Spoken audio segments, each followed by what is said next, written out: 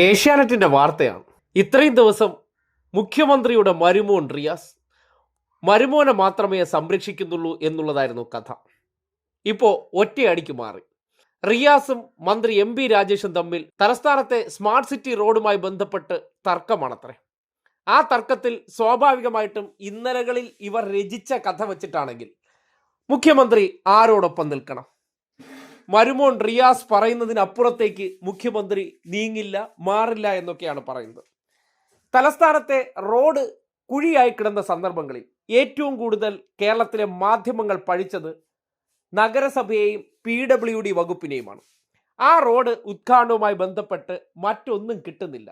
ആദ്യം കേന്ദ്രമെന്ന് ഏഷ്യാനെറ്റ് മോങ്ങി, അതങ്ങോട്ട് ഒക്കാതെ വന്നപ്പോൾ ഇപ്പോഴത്തെ പുതിയ വാർത്തയാണ് മന്ത്രി എം.പി. രാജേഷിന് അതൃപ്തിയായതുകൊണ്ടാണ് മുഖ്യമന്ത്രി ആ പരിപാടിയിൽ നിന്ന് പിന്മാറിയതത്രേ.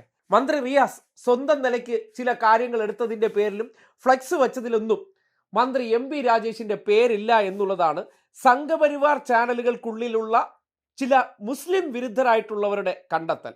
അതിനെ സംബന്ധിച്ച് മുഖ്യമന്ത്രി പറയുകയാണ്, ഞാൻ പങ്കെടുക്കാത്തതിന് കാരണം അന്നത്തെ ദിവസം ശാരീരിക അസ്വസ്ഥ്യമുള്ളത് കൊണ്ടും ജലദോഷമുണ്ടായിരുന്നത് കൊണ്ടാണെന്ന്.